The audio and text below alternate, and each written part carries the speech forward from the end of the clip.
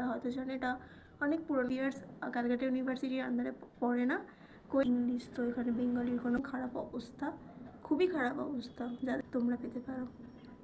করা গেল না, দেন পুজোর পর সব খুললো বলে এই জন্যই কমেন্ট করতে পারো, আমি বলে দেবো। হ্যালো এভরিওয়ান, আমি সিঞ্জিনি, তোমাদের আরও একটা ব্লগে ওয়েলকাম। আমি প্রায় 5 মাস পর আবার লং ব্লগ আপলোড করব। তো মাঝখানে আমার কিছু ডাউনফল চলছিল, তো আমি সেটার সম্পর্কেই বলবো কথা। তো আজকের এই ব্লগে থাকছে আমার কোন কলেজ হলো, কী বৃত্তান্ত, আমি কিসে কী করছি অ্যাকাডেমিক্যালি, তো সেইগুলোই আজকে বলবো। তো এটা আমার মনে হয়েছে একটা ব্লগ করে দেওয়া উচিত, কারণ মিনি ব্লগে ঠিকমতো বোঝানো যাবেও না। তো ফার্স্টেই বলে দিই, আমি হাওড়াতে থাকি। আমি হাওড়াতেই বর্ন অ্যান্ড বট আপ হচ্ছি আপাতত। তো যাই হোক, আমার ফার্স্টে রেজাল্ট হয়েছিল, আমার সেই রেজাল্টে ফার্স্টে আমার হাওড়া বিজয় কৃষ্ণ গার্লস কলেজ, যারা হাওড়া থাকে তারা হয়তো জানে এটা অনেক পুরনো কলেজ, এটা যথেষ্ট ভালো কলেজ, অল গুড। কিন্তু আমার স্বপ্ন ছিল আমি জয়পুরিয়া কলেজ, সেট আনন্দরাম জয়পুরিয়া কলেজেই পড়বো। তো ওটার জন্যই অ্যাকচুয়ালি অনেকটা লং পিরিয়ড ধরে আমি ওয়েট করে গেছিলাম, অ্যান্ড ম্যানিফেস্টেশনের ফল আমি পেয়েছি। আমি অ্যাডমিশন নিয়েছি জয়পুরিয়া কলেজে, এখন আমি জয়পুরিয়া কলেজের স্টুডেন্ট।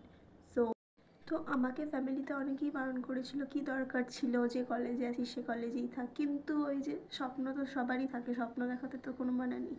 তো আমার, কারণ কমার্সের স্টুডেন্টরা জানে বা অন্য স্টুডেন্টরাও জানে, গোয়েঙ্কা হচ্ছে কমার্সের টপ কলেজ, 1 নম্বর কলেজ আমাদের ওয়েস্ট বেঙ্গলের মধ্যে।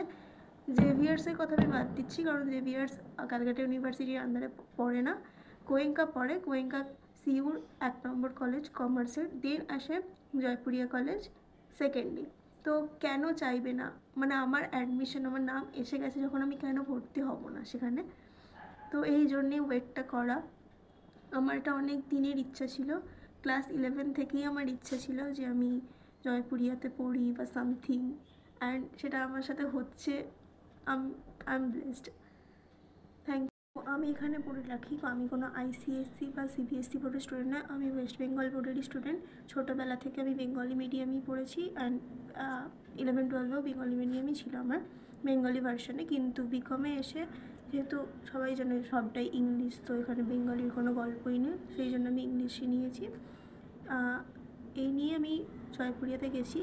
আমার ফার্স্টে হয়েছিল হাওড়া বিজয় কৃষ্ণ গার্লস কলেজ, আর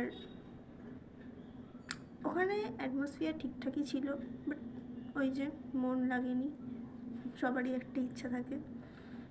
তো আর আমি হাওড়া গার্লস কলেজে আমি বেশি দিন যাইও নি, জাস্ট 1 দিন না 2 দিন গেছিলাম। আমার ভালো লাগে না যেতে, ভালো লাগেনি যেতে, তো সেই জন্যই যাইনি বেসিক্যালি। তো সবাই একটা মন বসানোর একটা ব্যাপার থাকে, তো আমারও সেখানে মন বসেনি, আমার ভালো লাগেনি। মন থেকে যেখানে ইচ্ছা সেখানে না হলে দেখবে কিছুই হয় না। তো আমার স্ট্যান্ডার্ডে ফার্স্ট লিস্টেই নাম উঠে গেছিলো। শুধু দেরি করলে এদের, আমি জানি না, ওয়েবক্যাম পোর্টালে একদম খারাপ অবস্থা, খুবই খারাপ অবস্থা। যাদের সাথে হয়েছে তারা জানে, আমি বানিয়ে বলছি না। এত দেরি হয়ে যাওয়ার কারণ হচ্ছে মাঝে দুর্গাপুজো, কালী পুজো, ভাইফোঁটা এগুলো সব পড়ে গেছে, এগুলো বলে সব ছুটি, তারপর ছট পুজো গেল, পুরো সব ছুটি পড়ে গেছিলো বলে একদম কিছুই আর করা গেল না। দেন পুজোর পর সব খুললো বলে এই জন্যই এত লেটটা হলো। আমি নিয়েছি 4 years BCom honours in accountancy, ওই কোর্সটাই আমি নিচ্ছি। আমি অলরেডি বিকমই করছি আপাতত, যা পরে হয়তো দেখছি। তো জয়পুরিয়া কলেজের লং ব্লগ আসছে, আমি কলেজের সব কিছু ঘুরিয়ে দেখাবো, ওটা কলেজটা ট্যুর করে দেখাবো। তো তোমরা চ্যানেলটাকে সাবস্ক্রাইব করে দিও, লাইক শেয়ার সাবস্ক্রাইব করতে একদম ভুলবে না, যাতে পরবর্তী আপডেট তোমরা পেতে পারো। Bye. This is all about my college. যদি আরও কারোর কিছু কলেজের সম্পর্কে জানার থাকে তো আমাকে কমেন্ট করতে পারো, আমি বলে দেবো সবটা। তো দেখা হচ্ছে নেক্সট ব্লগে, ততক্ষণের জন্য বাই।